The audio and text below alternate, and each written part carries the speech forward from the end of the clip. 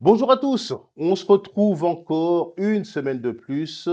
Et d'abord, je dois dire merci à tous les auditeurs, à tous ceux qui me suivent, quel que soit le continent. Aujourd'hui, de quoi on va parler? On va parler de ce choc que vous attendez tous. Vous adorez quand on parle du Real ou du Barça. Et aujourd'hui, ça tombe bien, il y a un match extraordinaire. Cette Coupe du Roi, avec les deux équipes que l'on attendait, c'est-à-dire cette équipe du Barça, qui pour moi me paraît être la meilleure d'Europe tout simplement au niveau collectif, au niveau de ses individualités qui se mettent au service du collectif, comme on a eu à en parler auparavant. Et cette équipe du Real, qui après sa chute contre Arsenal, a réussi un peu à se refaire en étant un peu plus discipliné, un peu plus solidaire. Mais bon, collectivement, il y a toujours des manques. Donc, aujourd'hui, ce que j'ai voulu faire, ce que l'on va faire, c'est se mettre dans la peau des coachs. D'un côté, Hansi Flick, dont on a parlé de sa stratégie, sa tactique, et de l'autre, Ancelotti. On va plus parler d'Ancelotti. Donc, on va parler du Barça. Donc, le Barça, il n'y a pas de surprise, en fait. Il n'y a plus de surprise. L'organisation, elle est simple.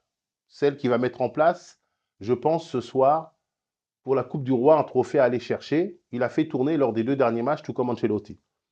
Donc, il y a cette ligne de quatre défenseurs. Il y a Chesney qui joue très haut, Pedri et De Jong.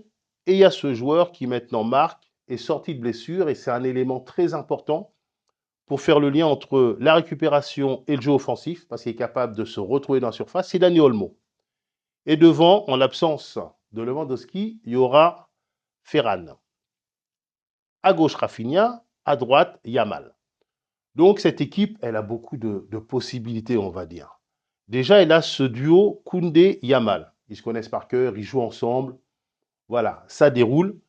Ils ont une charnière centrale, on va dire, complémentaire. Lui, il va pas très vite, mais il a cette possibilité avec son pied gauche de changer l'orientation du jeu. Tandis que Koubarsi, lui, il cherche plutôt les passes intérieures sur Olmo pour casser la première ligne de défense adverse. Et Ferran, il a retrouvé une efficacité qu'il avait plus depuis, on va dire, allez, 3 ans, mais il avait toujours ses cours, cette volonté d'aller vers l'avant, mais pas cette efficacité dans les 25 derniers mètres. Donc, aujourd'hui, voilà, je vous ai présenté le Barça qui est favori, à mon avis, sur ce match et qui a gagné les deux confrontations directes face à cette équipe du Real. Donc, on va se mettre un peu dans la tête d'Ancelotti.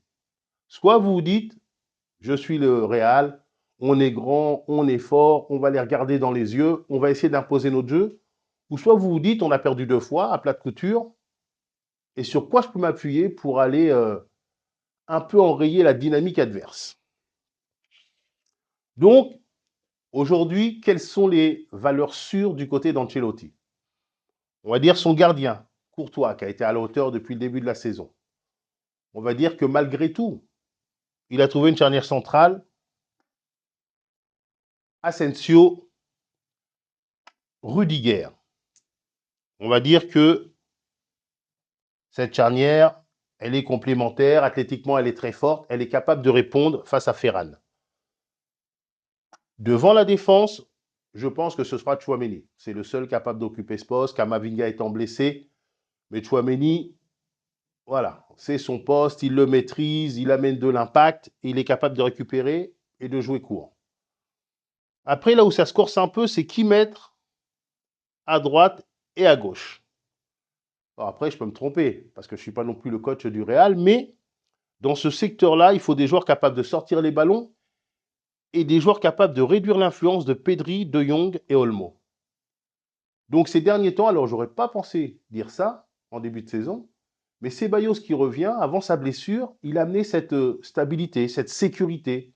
Il a amené aussi son volume de course. Donc je mettrai Ceballos dans ce milieu de terrain. Après, le problème, c'est de l'autre côté. Et je l'avais vu contre Arsenal, j'avais été un peu surpris de voir Bellingham jouer toujours très haut. Et je pense qu'il doit, Bellingham, retrouver ce poste qu'il avait du côté du côté de Dortmund, parce que c'est ce poste là où il est le meilleur dans ce milieu à 3. L'an dernier, c'est vrai qu'il jouait ici, en 9,5, avec Rodrigo et Vinicius qui est écarté. Cette année, c'est plus le cas, il y a Kylian Mbappé qui est dans l'axe. Donc il faut qu'il recule pour aider ses défenseurs à sortir ses premiers ballons et pour venir travailler, parce qu'on en a parlé de cet équilibre, ils sont toujours en difficulté, cette équipe du Real. C'est pour ça que je dis, aujourd'hui, Ancelotti doit adapter sa stratégie. Donc, là, on a un souci parce qu'on a Yamal. Alors, malgré toute cette bonne volonté, malgré toute son envie, malgré toute sa détermination, je pense que Fran Garcia, dans l'homme à homme, dans le 1 contre 1, c'est un niveau trop élevé, Yamal, pour qu'il puisse le contenir.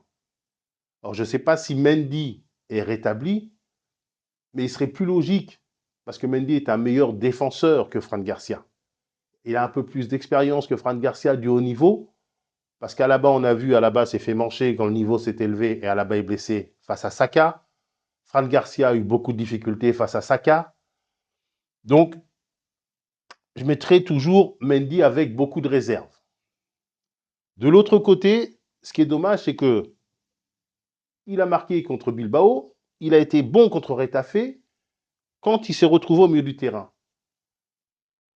Et donc là, l'hésitation, c'est est-ce qu'il faut mettre Valverde sur ce côté droit, sachant que Rafinha ne joue pas toujours côté gauche. Donc il aura moins de duels à jouer que face à Yamal. Rafinha vient souvent jouer le deuxième attaquant aux côtés de Lewandowski. Il vient jouer dans l'axe, il a une vraie grande liberté. Donc sur ce côté-là, on peut encore mettre Lucas Vazquez, même s'il ne donne pas toutes les garanties. Et c'est devant que ça se corse un peu. Je pense que il l'a déjà joué auparavant. Je ne sais pas si Ancelotti le fera. Valverde peut venir ici faire le milieu de terrain supplémentaire. Et embêter aussi Martin, qui n'avait pas vraiment été à son avantage lorsqu'il avait joué contre le Celta Vigo. Il est grand, costaud, bon, il est moins bon que Baldé, moins tonique, et il doit animer pratiquement le côté gauche tout seul parce que Rafinha rentre très souvent à l'intérieur. Et il n'a pas été à son avantage. Donc, là, il y a peut-être un coup à faire offensivement. Et lui, Valverde, de cette position-là, il peut venir aider au milieu de terrain si le milieu de terrain est mis en difficulté. Là, bien sûr, je mets Kylian Mbappé. Alors, je ne vais pas dire après. Et côté gauche, je ne vais pas dire à regret. Mais côté gauche, je mets Vinicius parce que au niveau de sa vitesse, au niveau de ses 1 contre 1, il peut poser des problèmes à Koundé, mais il faudra vraiment qu'il vienne redescendre et défendre ici avec Mendy ou Fran Garcia, si c'est Fran Garcia, parce que cette paire-là, elle est capable de créer du danger, elle est capable de jouer ensemble, elle est capable de reconstituer aussi ces triangles de jeu, on va dire, Koundé, Yamal, Olmo. C'est ça ce qui est important dans le football, reconstituer le plus souvent possible des triangles de jeu. Donc là, il y en a un qui est vraiment efficace, on va dire, mais c'est là. La stratégie que doit changer Ancelotti, en fait, à mon avis, c'est qu'il n'a pas les joueurs pour presser, donc à la perte du ballon, il aime se replacer très souvent en 4-4-2. Donc là, il sera en 4-4-2 à la perte du ballon avec un joueur qui travaille, Ceballos qui travaille, Bellingham qui travaille, et côté gauche, alors, Tchouaméni, Ceballos, Bellingham et Valverde. Et les quatre, comme je le disais, sont en capacité de travailler, de se placer dans ce 4-4-2 à la récupération qui est cher, on va dire, à Ancelotti. Mais une fois ce ballon récupéré, on trouve effectivement Tchouaméni, on trouve Vini ici, et voilà, cette équipe se reconstitue à 3 milieux de terrain, 3 attaquants, mais lui c'est un faux attaquant, c'est-à-dire il est capable d'être côté droit Valverde et d'être aussi à l'intérieur. Donc, le plus important, c'est qu'ils ne sont pas capables, le Barça, de faire le pressing. Ils n'ont pas le collectif de cette équipe. Pardon, c'est le Real qui n'est pas capable de faire le pressing et ils n'ont pas le collectif du Barça. Donc, il va falloir souvent qu'il décroche pour ramener avec lui Inigo.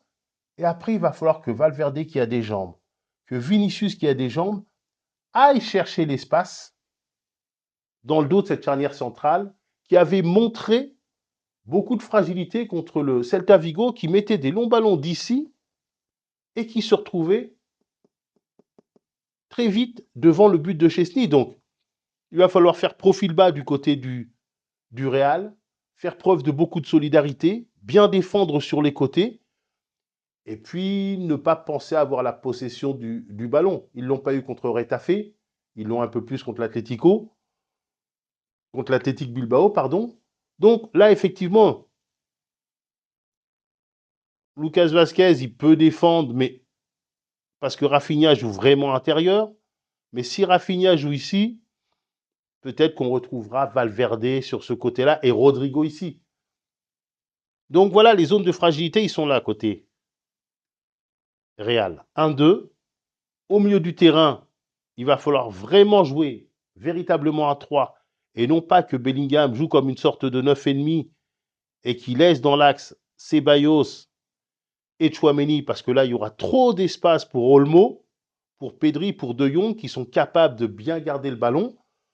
Donc voilà, il faudra faire bloc du côté du Real, mais ce ne sera pas gagné. Je dirais que les favoris aujourd'hui, ça reste malgré tout le Barça avec sa force collective, qui a des points faibles, c'est lui sur le côté, c'est l'alignement des fois de la charnière centrale, le manque de vitesse d'Inigo, effectivement, ça se voit, mais ils ont tellement de possibilités d'enjeux offensifs que c'est un match que j'ai hâte de voir.